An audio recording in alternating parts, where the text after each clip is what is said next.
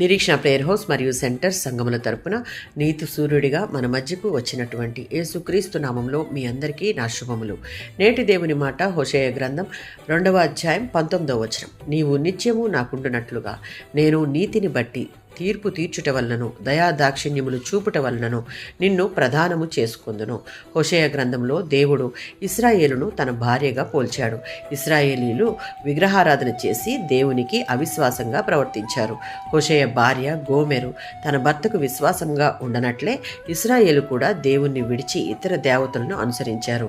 అయినప్పటికీ దేవుడు తన ప్రేమను చూపిస్తూ శిక్ష అనంతరం వారిని తిరిగి తన దగ్గరకు తీసుకుని వారితో నూతన నిబంధన సంబంధాన్ని స్థాపిస్తానని వాగ్దానం చేశాడు. 19-20 వచనాలు దేవుని యొక్క క్షమాపణ, పునరుద్ధరణ, నిత్య ప్రేమను తెలియజేస్తున్న అద్భుతమైన వాగ్దానం. అదేంటి అనగా నిన్ను ప్రధానము చేసుకుందును. ఇది దేవుడు తన ప్రజలతో కలిగి ఉన్న సన్నిహిత సంబంధాన్ని సూచిస్తుంది.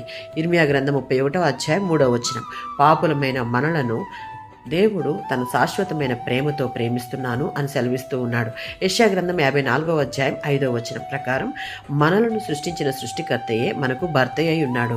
రక్షణ పొందిన ప్రతి విశ్వాసి క్రీస్తుతో ఆత్మీయ వివాహ సంబంధంలో ఉన్నారు.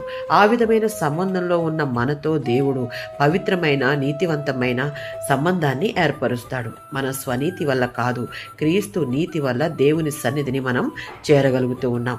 ప్రతిరోజు నీతివంతమైన జీవితం జీవించుటకు ప్రయత్నించాలి. దేవుడు న్యాయమైన దేవుడు. ఆయన ప్రేమలో కూడా న్యాయం ఉంది. దేవునితో సంబంధం ఉన్నవారు అన్యాయాన్ని విడిచి న్యాయంగా నడవాలి. కుటుంబంలో, సంఘంలో, సమాజంలో న్యాయంగా ప్రవర్తించాలి. దేవుడు మనలను క్షమించినట్లు మనం ఇతరులను క్షమించాలి. పై వచనం నూతన నిబంధనలో క్రీస్తు మరియు సంఘము యొక్క మధ్య ఉన్నటువంటి సంబంధాన్ని సూచిస్తుంది. కనుక ఇశ్రాయేలీయుల వలె అవిశ్వాసంగా ప్రవర్తించి విడిచిపెట్టే వారంగా కాక ఆయన మనలను ప్రేమించిన రీతిగా మనం ఆయనను ప్రేమిస్తూ అన్నిటిలో లోబడి ఉండాలి. ఆమేన్.